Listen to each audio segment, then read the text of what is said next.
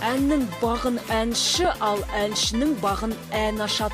Бүгінде сұранысқа ие болып, ел аузында жүрген әндер қандай? Халықтың аузында жүрген әндер, халық жақсы тыңдайтын әндер. Богословский деген композитор кезінде айтқан екен. Сенің әніңді мастар айтып отса, ішіп отқан жерінде, онда ол әнің хит деп. Әншінің өнердегі бағын ашып, жұлдызын жарқырататын олардың әндері әсіресе ел аузында жүрсе, оны нағыз хитқа жатқызуға болады. Жұлдыздар жарқырайды жобасы өткен жылғы және осы жылдың хит әндерін саралап көрді. Аспанға қараймын, жұлдызды санаймын, сол жұлдыздың ішінде сен жоқсың арайлым. Бұл әндер өткен жылы сұранысқа ие болып, Ақмаржан мен Қызылөрікті қыстырған туындылар. Халық көп сұрап, осы бір хит әндерді тыңдау үшін қалталарынан қыруар ақшаларын да шашты. Биыл олардың орнын қандай жаңа әндер басты? Халықтың сүйіспеншілігіне бөленген, әрі риза болып тыңдайтын әндері қандай? Оны шоу-бизнес жұлдыздарының өздері айтсын. Музарттағы ағаларымыз өз алдына бөлек хит қой.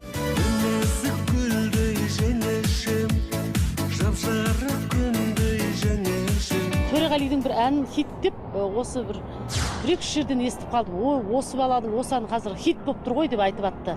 Бірақ мен өзім тыңдай алмай жүрмін. Шын айтқанда ұяттымын. Бірақ халық айтқаннан кейін мен де құлағыма құйып отырамын. Сен барсың тек менде, келмейтін шектеуге, жадырап көктемде, нұрымды төккенде. Чип-чип, аспанға қараймын.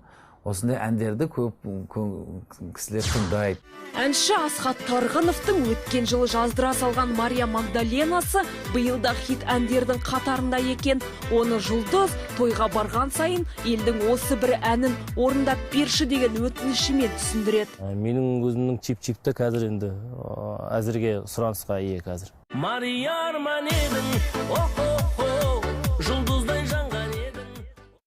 Аяқ астынан шыққан чип-чип елдің қошеметіне бөленіп, сұранысына ие бола бастағанын алғашында әншінің өзі де сезбей қалыпты. Сөйтіп ол ойламаған жерден той жұлдыз атанды. Алайда бұл ән көп тыңдалғанымен де көп сыналды да.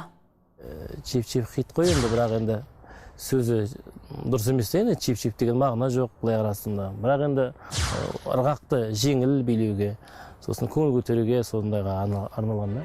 Әншінің әні хит болу үшін де әншіге бармақтай бақ керек екен. 5 жыл Алматыға қатынап ән жаздырғанмын да, әндерімді осы шоу-бизнеске мысалы өзімше әндерімді жаздырып Алматыға мен Ақтөбеден пойызбен қатынайтынмын. 1-7-10 күн жүретінмін, әндерімді жаздыратынмын. Мысалы 5 жыл бойы қаншама уақытың кетті, қаншама қаражат кетті, ол еңбек мысалға. 5 жылдан кейін мысалға мына ән шығып тұр мысалға. Ол Аллахтың берген бағы. Төреғали Төрәлінің бол жанымда әні биылғы жылдың хиті көрінеді. Актер әрі шоумен Нұржан Тутов та соны дәлелдейді. Оның айтуынша танымал ән жұлдызды бірнеше жыл бойы асырайтын көрінеді. Оған деген сұраныс артқан сайын оның қалтасы да қампаятыны сөзсіз.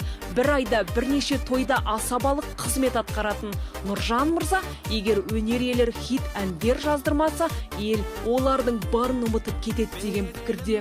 Эстрада жанрында 15-20 жыл жүрген әншілердің өзінде хит жоқ, өкінішке орай. Хит жоқ. Хит жоқ болғаннан кейін сен бірте ұмытыла бастайсың.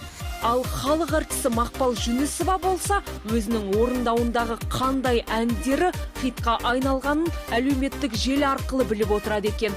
Тыңдармандары әншінің бірнеше жыл бұрын жаздырған ретро әндерін әлде сүйіп тыңдайтын болып шықты. Халық жазып жатады Инстаграмға мысалы, маған айтты, сіздің мынау адамдар кешіріңіздер деген әніңіз хит қой деді. Сосын Фариз Оңғарсынның сөзін жазған Жыла жүрек хит қой деді. Сосын қазақтың ерке қызы хит қой деді. Сосын айтқан әндері, кейін әндерді айтып жатыр көбі. жылдар деген бір ән шықты, Ғазизхан Шекербековтің хит қой мына әніңіз деп. Сөйтіп маған сөйлейді енді елдер да. Осы аптада Белоруссияның Витебск қаласынан отандасымыз Димаш Құдайбергенов жағымды жаңалықпен оралды. Славян базары байқауынан бас жүлде алған жас әнші сайыста орысша, французша ән орындады. 21 қатысушының арасынан суырылып шыққан Димаш гран-при жүлдесімен қоса $20,000 көлемінде ақшалай сыйлыққа ие болды.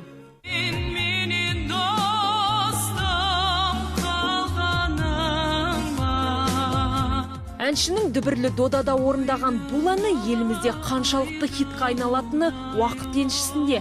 Шығарылған әннің хитқа айналатынын не композитор, не әнші де білмейді. Әнді хит қылатын тыңдармандар, көрермендер, бір сөзбен айтқанда халық. Ал сол халықтың көңілінен шығатын, құлақ құрышын қандыратын әндер көп болсын деп тілейік.